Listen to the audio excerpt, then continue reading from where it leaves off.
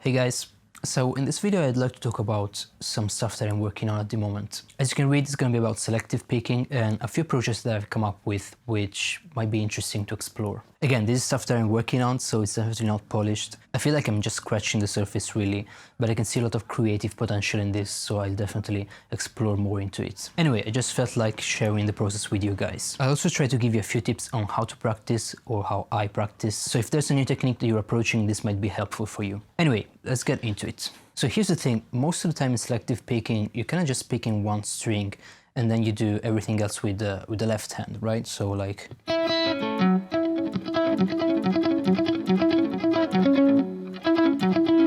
So like I'm picking just the B string and then everything else is going to be with left hand hammer-ons basically. But what happens if you move across the strings with the right hand as well? That was my question initially. So I've been coming up with this type of patterns.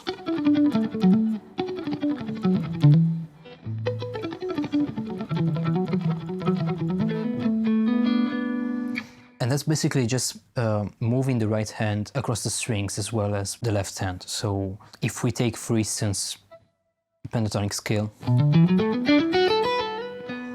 I'm gonna basically pick across each string, or actually hybrid pick, because you know me, I need to hybrid pick stuff, otherwise I just can't play that. So you can do stuff like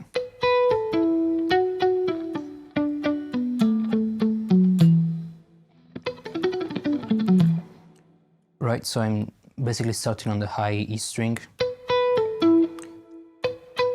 and the pattern with the right hand stays the same. It's just middle finger, pick, and then hammer on with the left hand.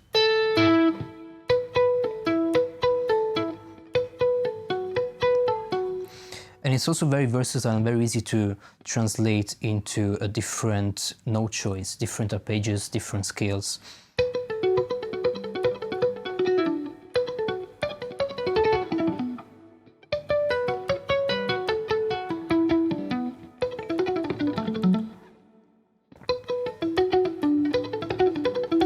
So the tricky part is definitely to move the right hand across the strings, because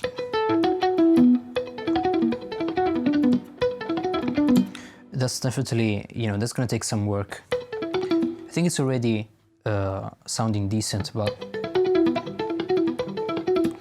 I definitely have to explore into this a lot more. So that's the main idea. And as I said, it's very easy to translate into different scales or just move around across the fretboard. Like I'm just following the pentatonic scale.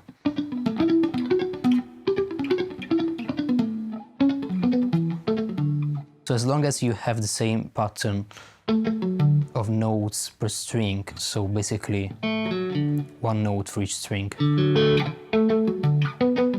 you can always have the same right hand motion. So once again, hybrid pick, pick, and then everything else with the left hand.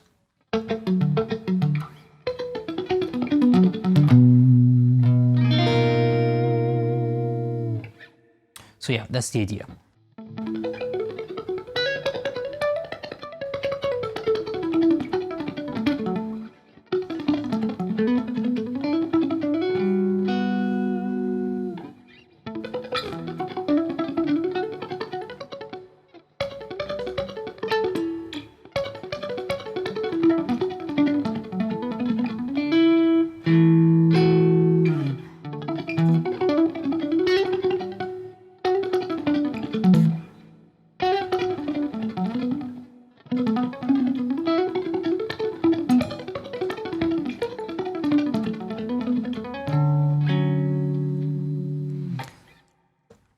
So here's some general tips on practicing. Whenever you're approaching something new, try to be very specific. Focus on one thing at a time.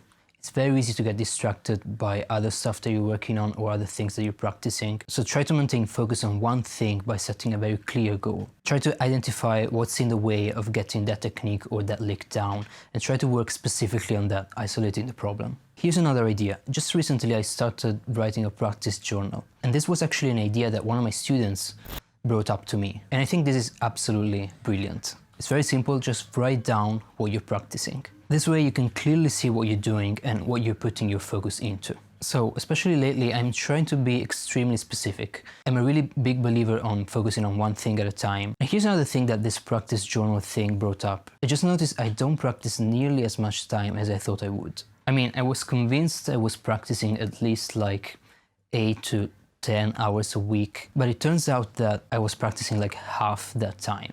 So about 4 or 5 hours in 1 week. So you really understand how long is 1 hour of practice and how much you can actually do in that period of time. So yeah, I think I'll definitely keep practicing this way, writing down everything.